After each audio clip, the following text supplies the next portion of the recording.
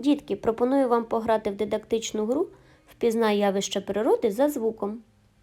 Уважно слухай, і в тебе обов'язково все вийде.